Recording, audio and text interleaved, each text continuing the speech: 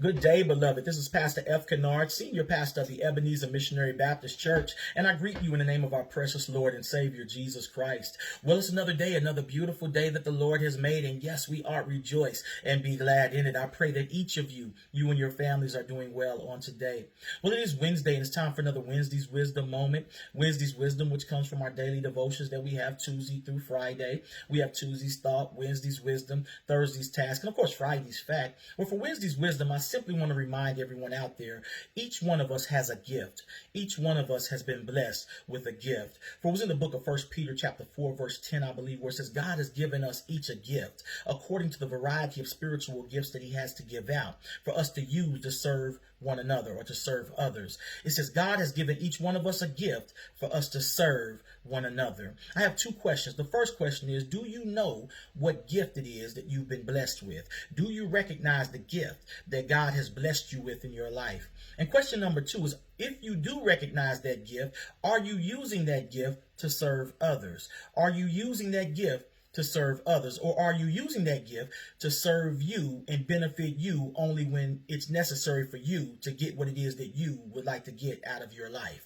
Or are you looking at your life saying, I need to become more selfless and less selfish? In other words, I'm reminded of a story about the parable of the talents and a master who was getting ready to go on a long voyage. And he said he was going on a long voyage, and he picked three men. He said, I want each one of you to be stewards over my property while I'm gone. So I'm gonna entrust 5 talents with this one individual. I'm gonna entrust 2 talents with this individual, and I'm gonna allow this other individual 1 talent to work until I get back.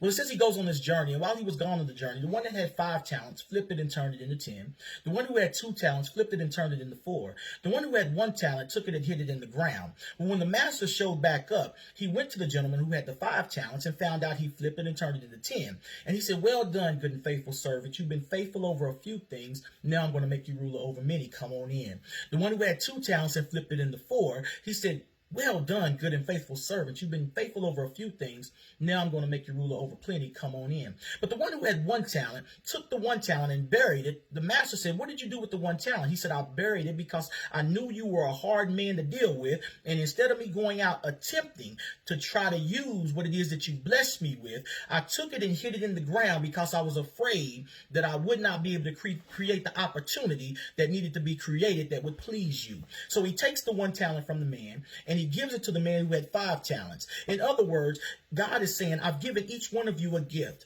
but it is in recognizing your gift and understanding that you have to focus so much on your gift that you do not get lost in other folks' gifts. Many times, many folks get lost focusing on other folks' gifts, and they forget that they have been gifted themselves. Each one of us have been gifted according to the several abilities that we have. God has given us gifts according to what he knows that we can handle. For God will never put more on us than we can handle. For God will bless you according to what he knows won't kill you. In other words, God is not going to give you more than what you can handle, to the point to where that more that you can't handle begins to take effect over your life, takes control of your life, and begins to destroy you. We have to realize that we serve a God who knows all and controls all, and because he's beginning and the end, Alpha and Omega, he knows exactly what it is that we can handle. But the reason most folks don't become effective in using their gift is because they become jealous and envious of watching other folks' gifts. Beloved, we have got to make up our mind that each one of us have been given a certain level of gifting, and it is up to us to take the opportunity and the initiative to go out and work that gift to its full potential. I mean, work that gift. Please don't allow someone to eulogize you and place on your tombstone, here lies a person that just had potential. Because they only had potential, they did not take the time to go out and effectively work all the gifting that they had in their life. Now it's left to their children's children to try to live up and try to become the gift that person who died was not able to live up to themselves. Please, beloved, use everything that God's blessed you with, every bit of that gift that he's given you. And the way that you do that is you have to focus on that gift. You have to discipline that gift. And you have to be so in tune with God, in God's presence in your life, that God's Spirit will begin to speak over that gift and begin to anoint that gift, so that when you begin to move in faith, God's power can begin to move in that gift and begin to to materialize and begin to become exactly what God had predestined for your gift to become before the foundation of the world. I'm praying for you. I love you, and I know that God's got a great gift on the inside of you. Today is your day. Go out and be great. Go out and make sure that you use every bit of that gift. Don't worry about what's going on around the corner. Don't worry about what somebody else is doing, but focus on what God has blessed you to do, and you will find that not only will your gift benefit you, but in the process, it will begin to affect those around you. And that's the purpose of that text. God said, I've given you a gift. Now, are you serving those and using that to serve those around you?